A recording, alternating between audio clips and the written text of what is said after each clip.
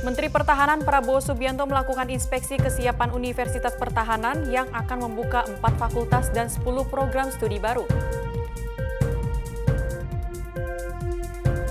Majelis Ulama Indonesia melarang masyarakat melaksanakan sholat Idul Fitri secara online karena wabah virus corona.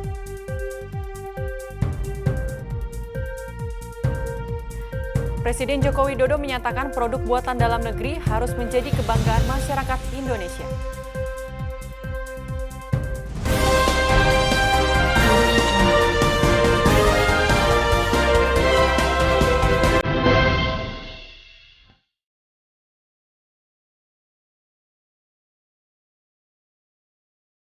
Selamat siang pemirsa, kembali lagi bersama saya Indira Saraswati dalam saluran 8 siang Dikdaya TV.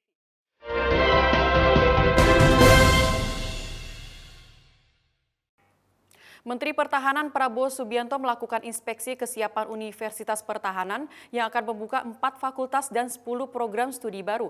Fakultas dan program studi baru Universitas Pertahanan ditargetkan dibuka pada 8 Agustus 2020.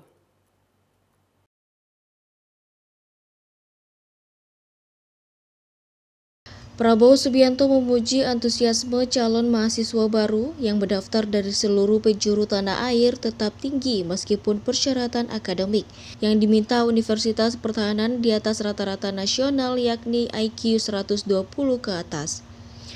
Prabowo Subianto bahkan sempat menyaksikan proses seleksi mahasiswa baru, program magister dan dokter yang dilakukan secara online.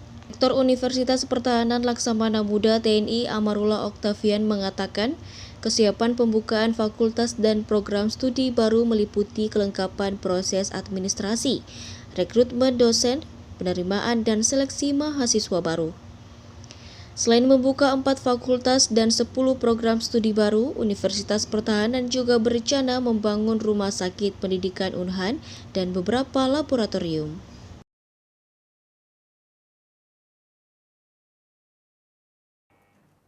Majelis Ulama Indonesia melarang masyarakat melaksanakan sholat Idul Fitri secara online karena wabah virus corona. Menurut Majelis Ulama Indonesia, sholat berjamaah secara online tidak pernah diajarkan dalam syariat Islam. Assalamualaikum warahmatullahi wabarakatuh. Alhamdulillah Majelis Ulama Indonesia telah menetapkan fatwa nomor 28 tahun 2020 tentang pedoman kaifiyat takbir dan juga sholat Idul Fitri saat pandemi COVID-19.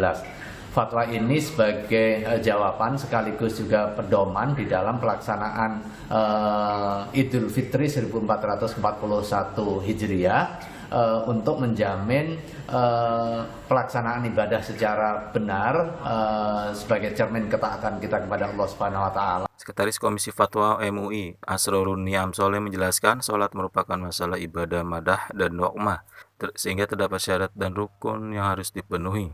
Asrorun mengatakan MUI telah mengeluarkan fatwa umat Islam yang berada di wilayah terpapar virus corona dibolehkan melaksanakan sholat Id secara berjamaah di rumah masing-masing.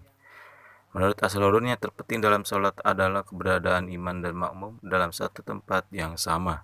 1 Syawal 1441 Hijriah, maka sholat Idul Fitri bisa dilaksanakan secara berjamaah di tanah lapang, di masjid, di musola, dan juga di tempat lain. Yang kedua, jika umat Islam berada di kawasan terkendali atau kawasan yang pada awalnya ini bebas COVID-19 dan diyakini tidak akan terjadi penularan, misalnya di kawasan pedesaan, di kawasan perumahan yang penduduk atau penghuninya terbatas, cenderung mungkin tidak ada yang terkena virus COVID-19, dan juga tidak ada mobilitas warga keluar masuk, maka sholat Idul Fitri bisa dilaksanakan berjamaah di masjid, di musola, di tanah lapang, dan juga tempat lain yang terbuka.